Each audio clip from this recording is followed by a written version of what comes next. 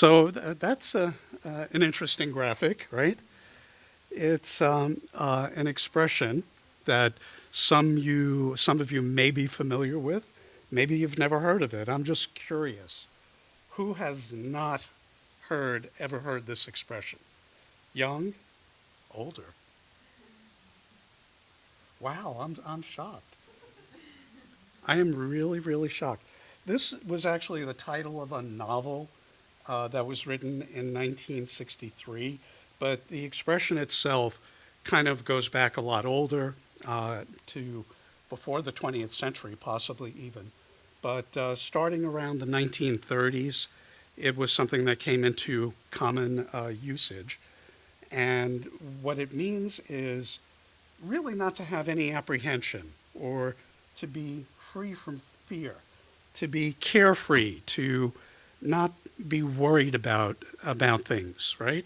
So, you know, there could be bad things happening around you, or you could be experiencing a certain situation, but yet there's a certain comfort, there's a certain amount of not really worrying about those kinds of things.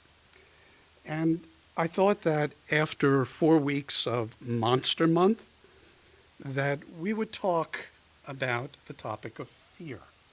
So, Dave didn't really have any, well, he had one video clip the last week, but, Dave gave us this series, and there you see behind me the cast of characters. I think first we did Frankenstein. Frankenstein came first, and then we had the guy with the light across his eyes, which of course is Dracula. That was really a message that we could sink our teeth into, right? But and I have to tell you, energy vampires are totally real, right? There are just some people that just totally suck the life out of you, right? And then we did The Invisible Man, and then we had Wolfman. That was a howling good time. Yes? Okay. All right. So back in their time, these guys were certainly scary and may have been the stuff of nightmares. And, when you compare it, though, to the kind of horror movies that we see today, it's a lot different.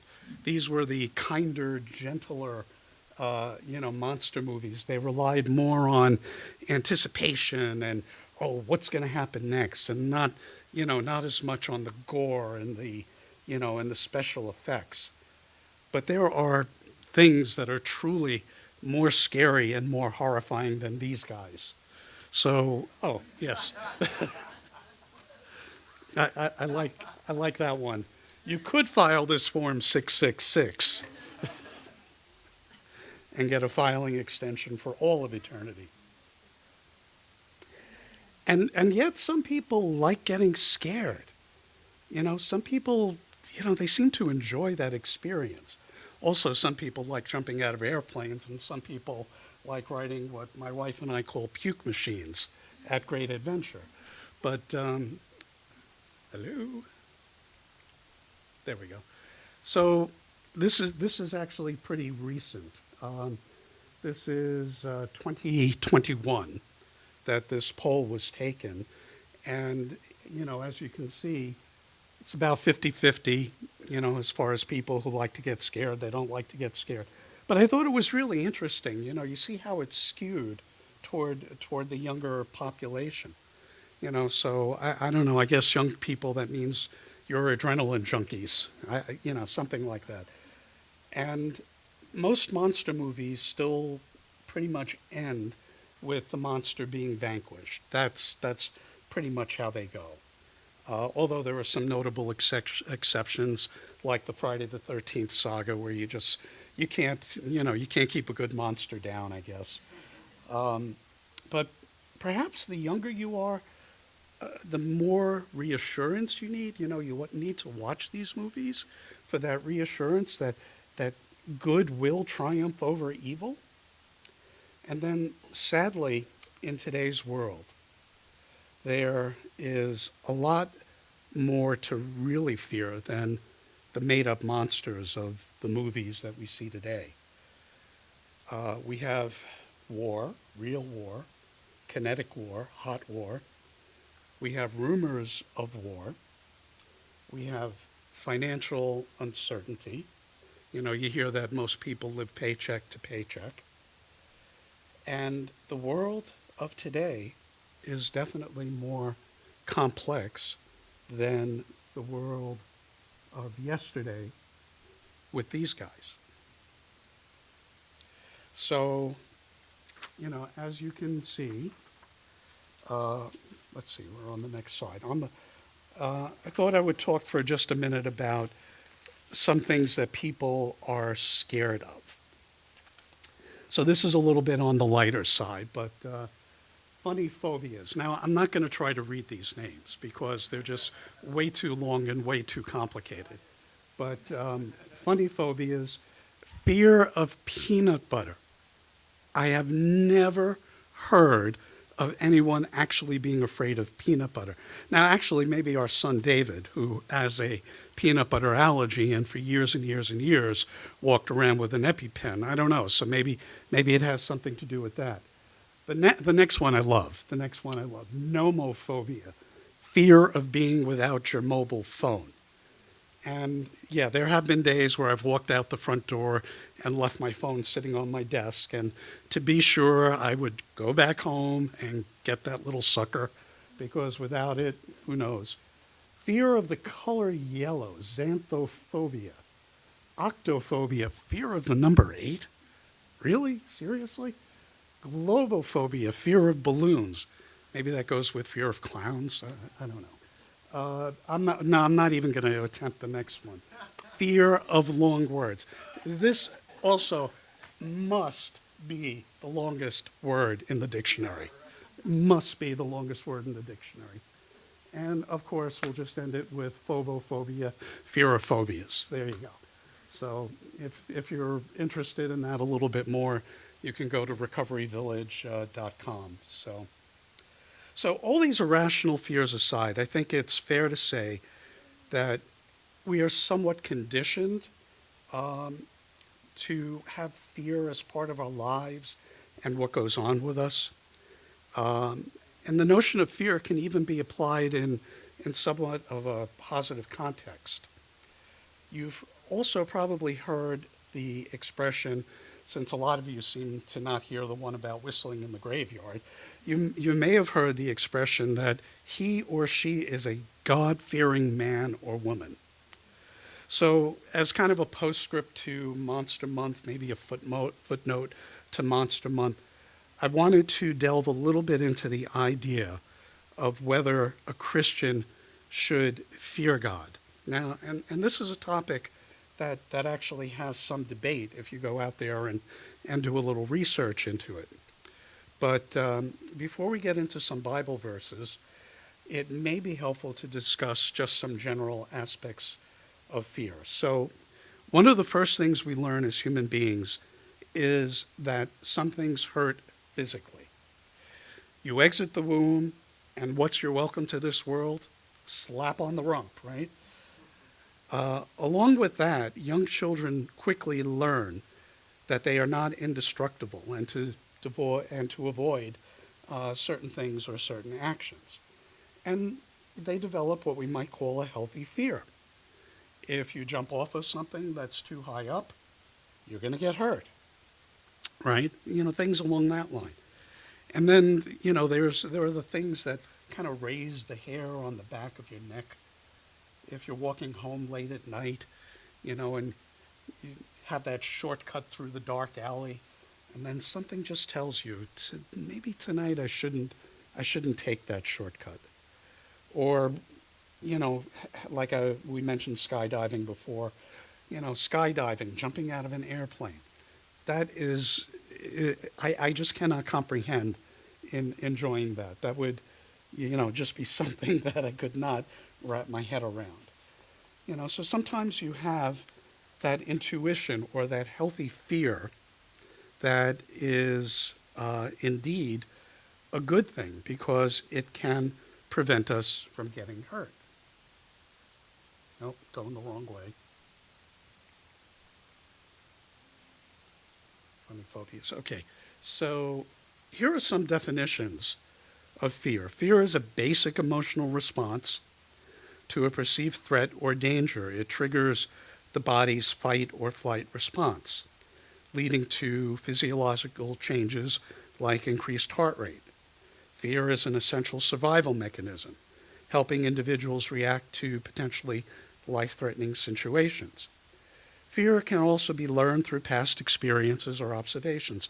I think all of this is fair. And fear also can be attributed to feelings of stress and anxiety.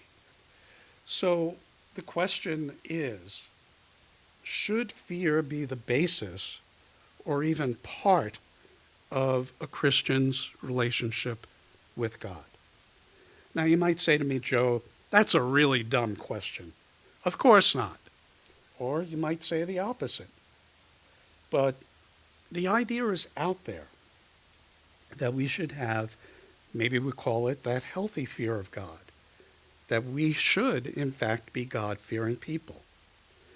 And to that whole idea and that whole notion, I would now like to take us to the book of 1 John, one of the letters that John wrote late in life, and delve into this a little bit at a time, verse by verse. So in 1 John chapter 4, John writes, "Dear friends, let us love one another, for love comes from God.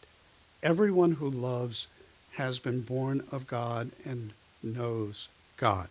So John starts out right here saying that true love, that the whole idea of love is an emotion that originated with God and is passed on to every human being, that capability to love.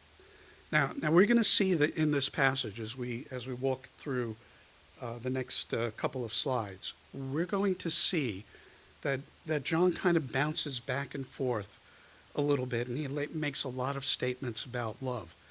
And the statements are connected, but, well, you'll see what I mean as we go on, I guess. He then goes on to say, whoever does not love does not know God, because God is love. Again, that foundational concept that love comes from God, and we learn to love wholly and completely as human beings when we look at Christ's example and when we look to everything that God has done for us. This is how God showed his love among us. He sent his one and only Son into the world that we might live through him. An example or a demonstration of God's love. This is love, not that we loved God, but that he loved us and sent his Son as an atoning sacrifice for our sins. Again, more about how God loves us and how his example shows what true love is. He then goes to say, dear friends, since God loved us so, we also ought to love one another, right? That love has to be outgoing. It has to be poured out, right? And it's not just between us individually and God, but it's something that also has to be poured out and shared. We also ought to love one another. No one has ever seen God, but if we love one another, God lives in us, and his love is made complete in us. Now, we're going to come back to this word complete and look at that a little bit more closely. But I just want to go on and kind of read to the end of the passage. And so we know and rely on the love God has for us, because God is love. This is how love is made complete among us, so that we will have confidence on the day of judgment. In this world, we are like Jesus. And then, of course, coming to it in verse 18, John writes, there is no fear in love, but perfect love drives out fear, because fear has to do with punishment. The one who fears is not made perfect in love. We love because he first loved us. So a little little word story on the Greek word for perfect. So I'm not going to try to pronounce it again because I'll just butcher it, and I've never studied Greek. But some of the definitions of this word, brought to its end, finish, wanting nothing necessary to completeness. Perfect. It could also be translated as perfect. But finished, complete, perfect. And this word is used several times throughout this particular passage. Perfect love, complete love drives out fear. So fear may be something that we live with. And yes, there is such a thing as healthy fear. But God's love, God's perfected love, as we grow and we develop it, that is the kind of love that pushes out fear between the relationship, in the relationship that we have with God. Now, I think you could read this particular verse, I think you could read it both ways. I think you could say that over time, as we learn to become more tolerant, more accepting of people, that when the guy cuts you off on the way home from church today, that you will not think of him as a slimy human being, but maybe as somebody who is having a bad day and is hopefully not driving that way always or all the time. But I think you could also read this verse the other way, right? Because let's ask the question, who among us has perfect love? I know I don't. I know this is still a growth area for me. It's something that I'm working on. And as is mostly the case, I'm standing up here talking to myself as much as I'm talking to you. But who among us has perfect love? Answer? Yeah. Only God has perfect love, family.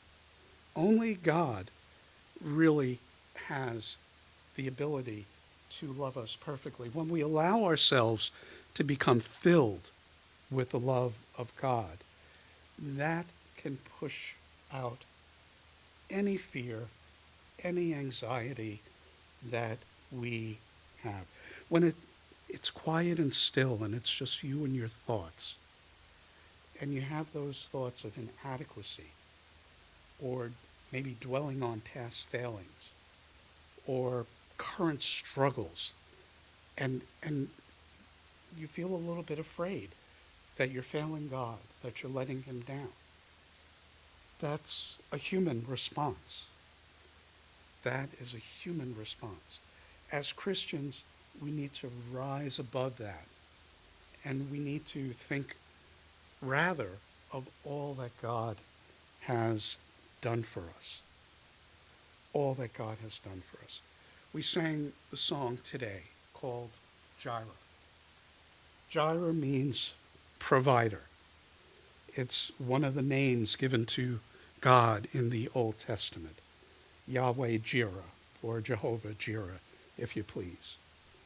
God will provide, or God is our provider. Jesus also revealed God to us as a father.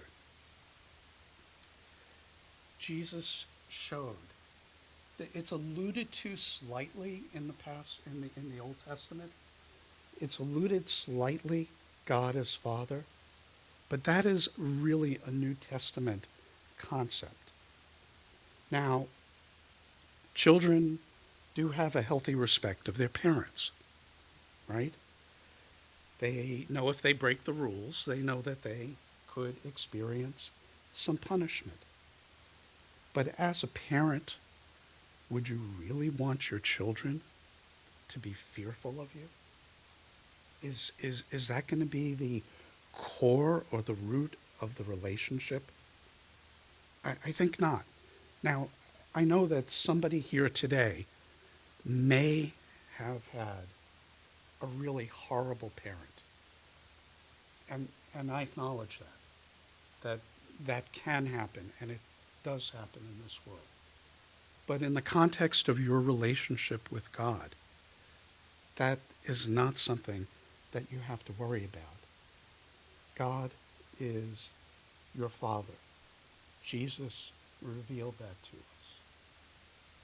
We also know that Jesus was God in the flesh, and that he told one of his apostles, "You've seen me, you've seen the Father." When they said to him, "Show us the Father and it'll be sufficient."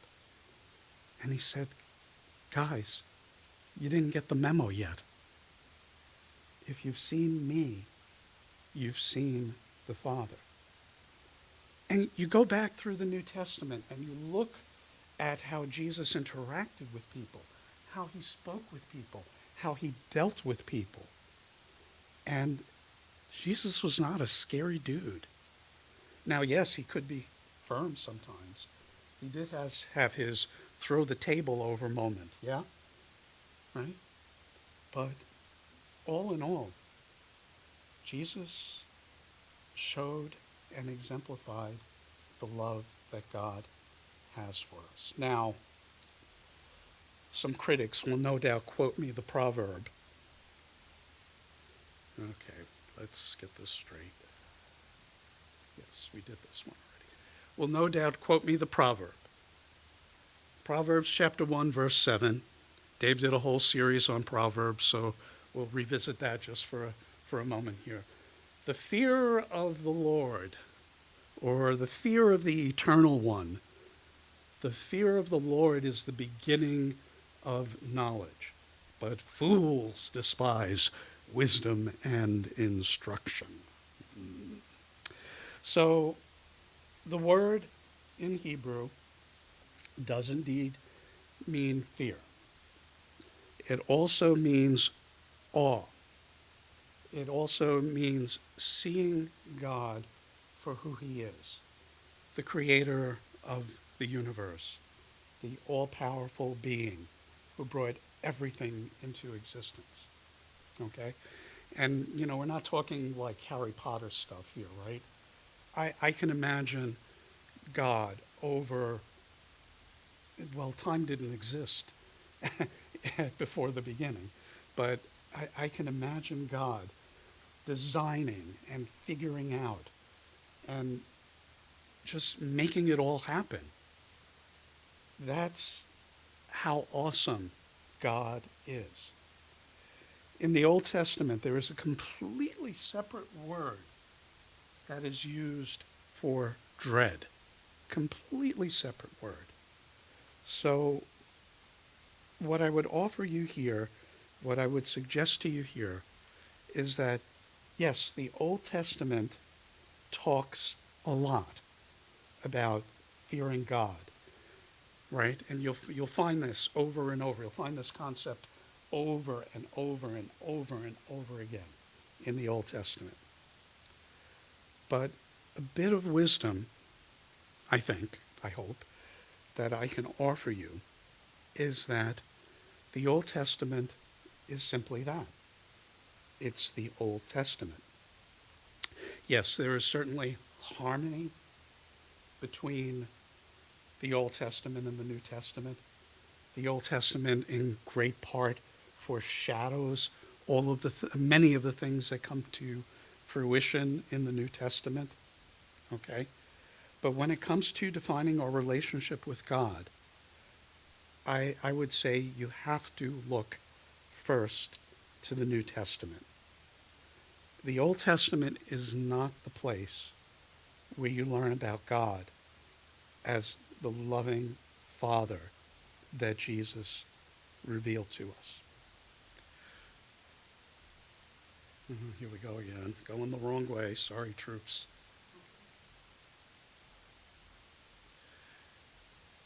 The writer of the book of Hebrews goes through a very, very long dissertation about the relationship and it's written to the Jewish community about the relationship between the scriptures, the only scriptures that they knew, and how it related to what they were seeing and what they were experiencing in Jesus. And in the 6th chapter of the book of Hebrews, the writer makes the following statement. But in fact, the ministry Jesus has received is as superior to theirs as the covenant of which he is mediator is superior to the old one, since the new covenant is established on better promises. For if there had been nothing wrong with the first covenant, no place would have been sought for another. So we have to, as it were, in our Christian journey, in our walk, we have to graduate. You may have started out your journey as a Christian with some of that fear and trembling, but you need to graduate from that. You need to let God's perfect love push that fear out of you. You need to take love on into your being. If we go back to what John wrote in his letter, it maybe seems kind of obvious, but he goes on about it and he talks about it at length and expounds upon it. So I don't know, maybe it's not so obvious. Maybe it's something that all of us need to hear at certain points in our walk.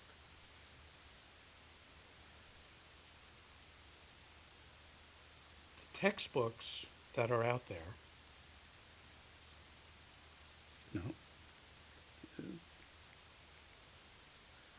give some treatments for fear and anxiety. Graded exposure therapy, cognitive behavioral therapy, medication, relaxation techniques, right? So, all of these things people explore and they go through. But the real solution, family, is something a lot simpler. It's God. Trust in my perfect, complete love. That's what he says. So we can be like Job. For sighing has come upon me, etc., etc. That which I feared has come upon me. Or we can worry like him. You put one toe out of line, you're in trouble. Or, let's get the next slide. Or, as Paul wrote to Timothy,